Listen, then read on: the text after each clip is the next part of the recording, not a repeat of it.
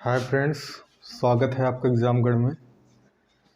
Friends, कल हमने एक वीडियो अपलोड की थी संविधान सभा के बारे में। आज हम उसी की कड़ी में आगे देखेंगे संविधान की विशेषताएं। हमारे संविधान की क्या क्या विशेषताएं हैं। जैसे संविधान की विशेषताओं को समझना इसलिए ज़रूरी है कि जैसे जैसे आगे आगे हम वीडियो अपलोड करते रहेंगे, अगर आप संविधान की विशेषताओं को समझ लेंगे तो आगे जो हमारे टॉपिक आएंगे संविधान के बारे में, उसको समझने में आसानी होगी। क्योंकि ये स्टार्टिंग है संविधान का, तो इसे समझना हमारे लिए बहुत ही ज़रूरी है।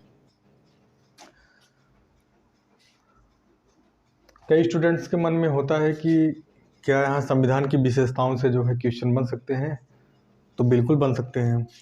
कभी कभी डायरेक्टली पूछ लिया जाता है कि सबसे लंबा लिखित संविधान किसका है, तो इसका सिंपल सा आंसर हो जाएगा कि भारत का है। तो नॉर्मली यहाँ से क्वेश्चन बनते हैं, अधिकतर हम एग्ज़ाम में देखते हैं। चलिए पहला टॉपिक हम देखते हैं फिर, सबसे लंबा लिखित संविधान किसका है। तो हम लोग जानते हैं सबसे लंबा लिखित संविधान जो है भारत का है। क्योंकि आइए देखते हैं आगे। शुरू में हमारे संविधान में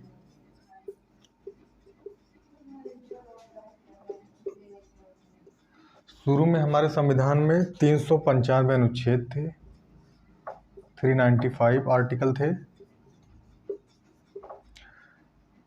8 अनुसूचियां थी,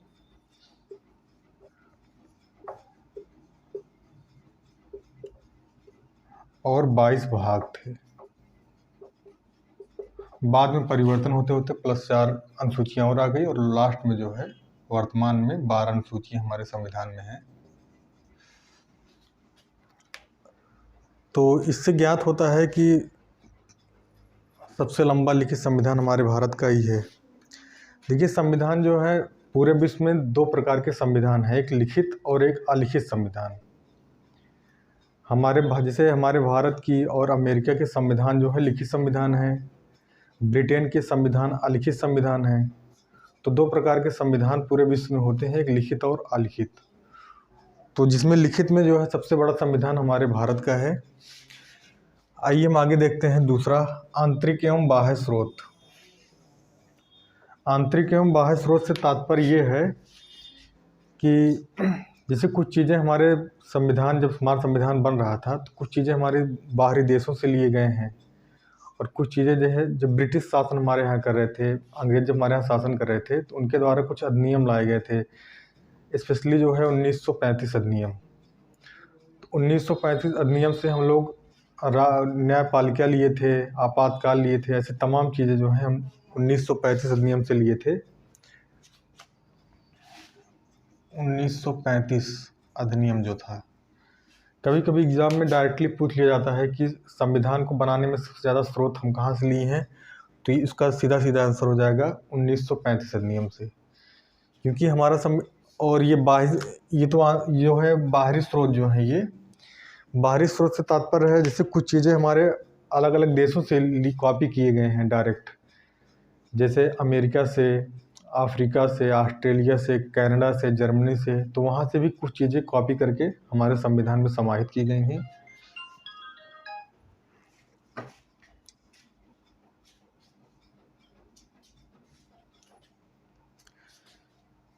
आइए हम आगे देखते हैं फिर।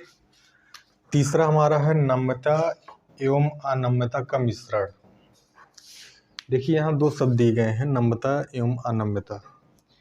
यहाँ हम जो है इसको नॉर्मल भाषा में समझते हैं, तो इसका मतलब हो गया है कठोर एवं लचीला। साधारण भाषा में हम लोग इसको कठोर एवं लचीला कहते हैं।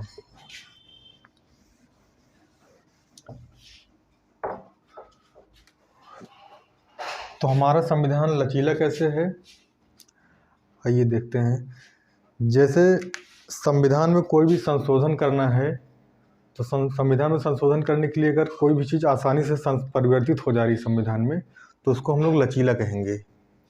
लेकिन संविधान में वही स्थान पर अगर संविधान में संशोधन करने के लिए बहुत कठिनाई से कोई चीज़ संशोधन हो रहा है, कोई चीज़ परिवर्तित हो रही है, तो उसको हम कठोर कहेंगे। आइए इसको हम समझते हैं। जैसे संविधान में संशोधन करना है, तो हमारे जितने भी सदस्य होते हैं, सदस्यों का लोकसभा राज्यसभा का मिला के उसके 2/3 बहुमत से हम संविधान में संशोधन कर सकते हैं। तो ये तो हो गया लचीला स्वरूप। जैसे कोई चीज़ परिवर्तन करना है, अगर 2/3 बहुमत हमारे पास है तो हम उसको परिवर्तित कर सकते हैं संविधान में। लेकिन अगर वहीं कठोर की बात करें, इसमें एक व्यवस्था और भी है। कुछ जगह ऐसी भी व्यवस्था है जहाँ 2/3 सदस्यों का बहुमत के साथ साथ जो है आधे से अधिक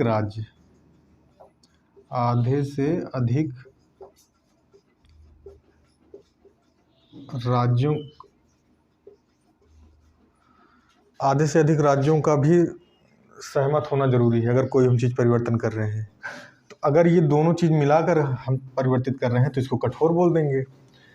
अगर हम 2/3 बहुमत से ही किसी चीज़ कह रहे हैं तो ये नॉर्मल तरीके से इसको हम लचीला बोल देंगे। अब देखिए, हम आप लोगों को बताते हैं, जैसे विशेषता की बात चल रही है, संविधान की विशेषता क्या है, तो हम पहले समझते हैं विशेषता है क्या। देखिए, जैसे हमारे हाथ में मार्कर है,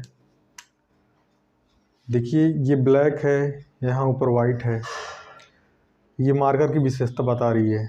मार्कर चलता है, मार्कर से हम लोग लिखते हैं ना, ये जो है मार्कर की विशेषता बता रही है, मतलब फिजिकल संरचना दिखा रही है।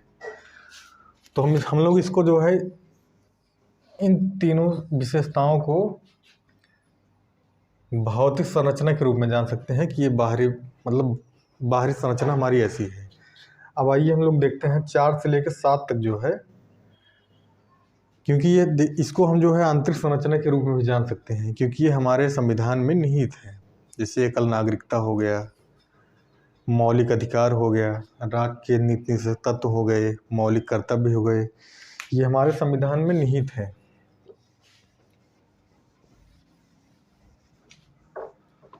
तो आइए देखते हैं एकल नागरिकता।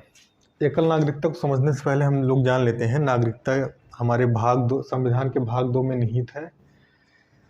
एकल नागरिकता से तात्पर्य यह है कि हमारे यहाँ एकल नागरिकता है, और जैसे अमेरिका है, अमेरिका में दोहरी नागरिकता है। दोहरी नागरिकता से मतलब ये होता है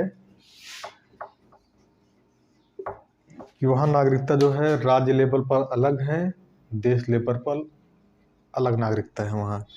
मतलब राज्य में अलग नागरिकता है, केंद्र में अलग नागरिकता है, इसलिए वहाँ दोहरी नागरिकता है। तो हमारा जो है जो एकल नागरिकता है, ये हमारा ब्रिटेन से लिया गया है। तो अभी स्रोत कहाँ से लिए गए हैं, इन सब चीज़ों के बारे में हम आगे वीडियो बनाते रहेंगे, रिकॉर्डेड वीडियो अपलोड करते रहेंगे, आप लोग समझते रहिएगा। अभी हम लोग विशेषताएं देख रहे हैं, तो सिर्फ विशेषताओं के बारे में ही पढ़ेंगे। तो हमारे भारत की नागरिकता कैसी है? एकल नागरिकता है, जो कि ब्रिटेन से लिया गया है। अब आगे आते हैं, देखते हैं मौलिक अधिकार। 5वां हमारा है मौलिक अधिकार। जिससे कुछ अधिकार दिए गए हैं, मौलिक अधिकार हमारे हैं। मौलिक अधिकार भाग 3 में 12 से 35 अनुच्छेद तक निहित हैं। मौलिक अधिकार से मतलब ये है कि कुछ अधिकार हमारे दिए गए हैं जो प्रारंभ में 7 थे, 7 अधिकार, लेकिन वर्तमान में जो है एक कम करके वर्तमान में अब हमारे पास मौलिक अधिकार सिर्फ 6 हैं। ये जो है मौलिक अधिकार जो है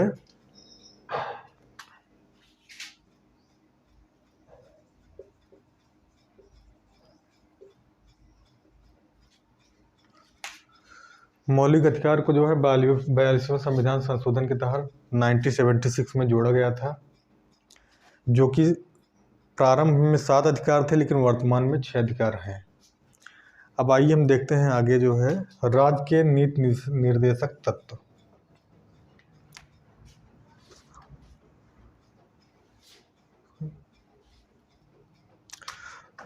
तो राज्य के नीति निर्देशक तत्व जो हैं, इसका मतलब समझते हैं हम लोग।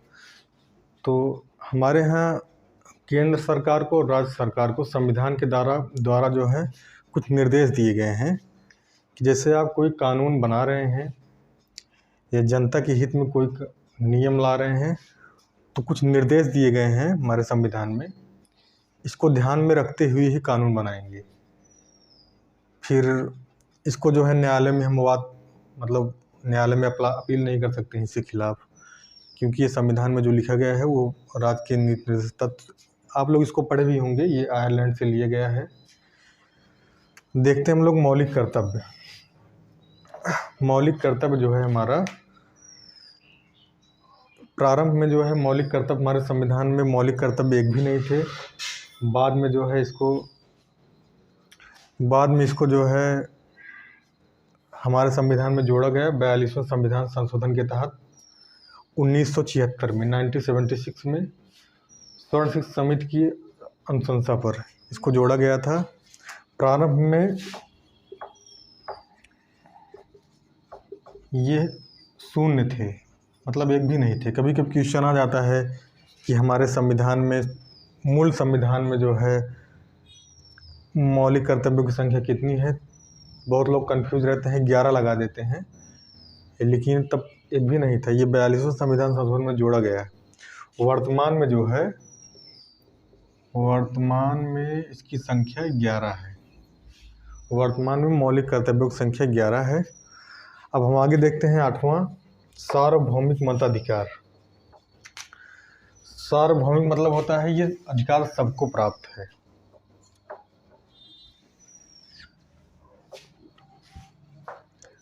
आइए हम देखते हैं सार्वभौमिक मताधिकार का क्या मतलब है। इसका तात्पर्य ये है कि पहले हम जानते हैं कि मताधिकार, मत देने का अधिकार जो है वो 21 वर्ष जब पूर्ण हो जाते थे तभी हम मताधिकार कर पाते थे। लेकिन जो है इसको संविधान संशोधन करके 61वें संविधान संशोधन 1967 में इसको संशोधित करके आयु घटाकर 18 वर्ष कर दी गई कि अब हम जो है 18 वर्ष के हो जाएंगे तो हम अपने मत का, मतलब मुझे मताधिकार है, मैं अपने मत का प्रयोग कर सकूंगा। शुरू में 21 वर्ष की थी। इसको ध्यान में रखिएगा। कभी कभी क्वेश्चन, ये बहुत इंपॉर्टेंट क्वेश्चन, हर एग्ज़ाम में पूछा जाता है ये। 61वें संविधान संशोधन के तहत इसकी उम्र घटा के 21 से 18 वर्ष कर दी गई। और ये मताधिकार हर इंसान को प्राप्त है। जो भी भारत का नागरिक है, ये मताधिकार अब सार्वभौमिक है, मतलब हर कोई इसका प्रयोग कर सकता है।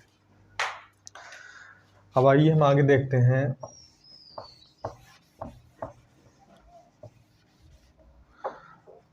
स्वतंत्र एवं निष्पक्ष न्यायपालिका। स्वतंत्र एवं निष्पक्ष न्यायपालिका से मतलब है कि ये जो हमारे यहाँ न्यायपालिका बनाई गई है, ये जो है स्वतंत्र एवं निष्पक्ष है। ये किसी, मतलब ये ऐसा नहीं है कि हमारे यहाँ प्रधानमंत्री हैं, अगर मुख्यमंत्री हैं, कानून जो है सबके लिए एकदम बराबर है। तो हमारे यहाँ जो है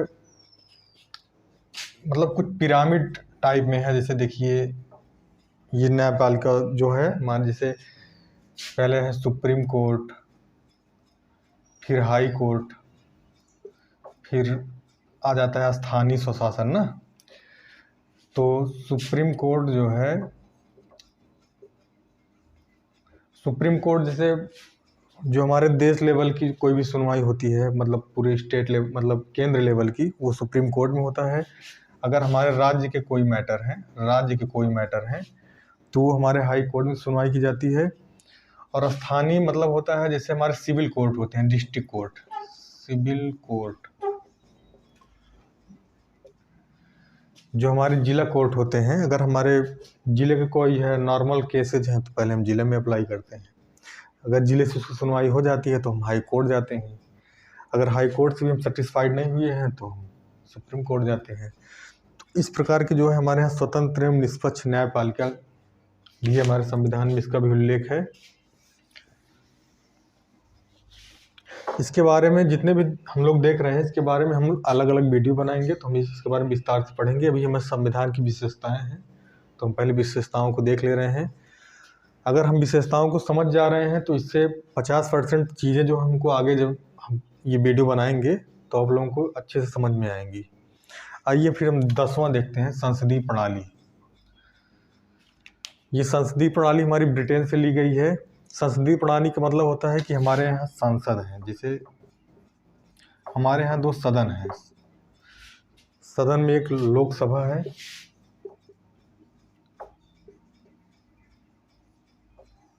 दूसरा राज्यसभा है। तो ये संसदीय प्रणाली जो हमारा ब्रिटेन से लिए गया है। और आगे हम देखते हैं जो अंतिम में है, त्रिस्तरीय शासन।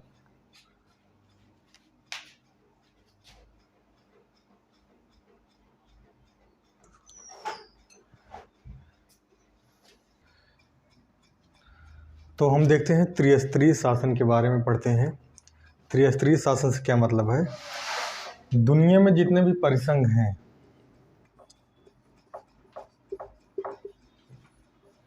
यहाँ पे 2 स्तरीय होते हैं। जैसे 2 स्तरीय शासन व्यवस्था है, जैसे केंद्र का अलग है,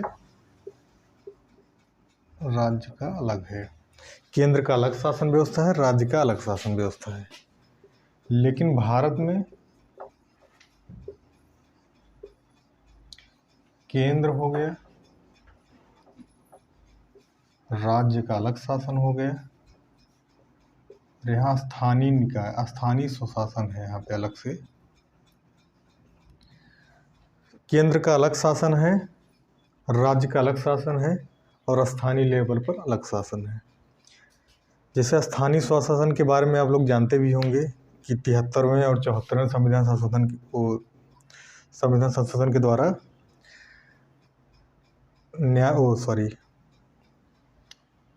मतलब नगर पालिका और ग्राम पंचायत के बारे में जो है बताया गया है। इसके बारे में आप लोग पढ़े भी होंगे। आइए हम आखिरी विशेषता देखते हैं, पंथ निरपेक्ष राज्य। पंथ निरपेक्ष से मतलब है धर्मनिरपेक्ष। पंथ निरपेक्ष जो है, हम लोग बोलचाल की भाषा में इसको धर्मनिरपेक्ष बोलते हैं। तो आइए देखते हैं इसके बारे में। कभी कभी देखिए, पंथ निरपेक्ष जो है, पंथ निरपेक्ष मतलब है कि हमारे देश में, हमारा देश जो है किसी भी धर्म को नहीं मानता है, मतलब इस यहाँ पे हर धर्म के लोग रह सकते हैं ना। पंथ निरपेक्ष जो है हमारे प्रस्तावना में जोड़ा गया था, हूबहू शब्द यही पंथ निरपेक्ष ही जोड़ा गया था। लेकिन हम लोग कभी कभी बोलचाल की भाषा में उसको धर्म निरपेक्ष कहते हैं। जैसे अगर कोई एग्ज़ाम देने गए हैं हम लोग, अगर ऑप्शन में धर्म निरपेक्ष और पंथ निरपेक्ष दोनों है, तो हम पंथ निरपेक्ष को ही जो है टिक करके आएंगे। अगर पंथ निरपेक्ष नहीं है तो हम धर्म निरपेक्ष को लगा के आएंगे। तो ये थी हमारे संविधान की विशेषताएं, जो 10-12 विशेषताएं थी। और अब हम जो है टॉपिक वाइज डेली अलग अलग जो है, जैसे सबसे लंबा संविधान कैसे है, इसके बारे में, मौलिक ये एकल नागरिकता क्या है, मौलिक अधिकार क्या है, राज्य के नीति निर्देशक तत्व क्या है, डेली हम रिकॉर्डेड वीडियो डालते रहेंगे। आप इसको समझिएगा अच्छे से। तो आज की क्लास हम यहीं से ख़त्म करते हैं। अगर आपको वीडियो अच्छी लगी हो तो आप लोग अपने दोस्तों के साथ शेयर करें, सब्सक्राइब करें चैनल को और अपना प्यार बनाए रखें। धन्यवाद।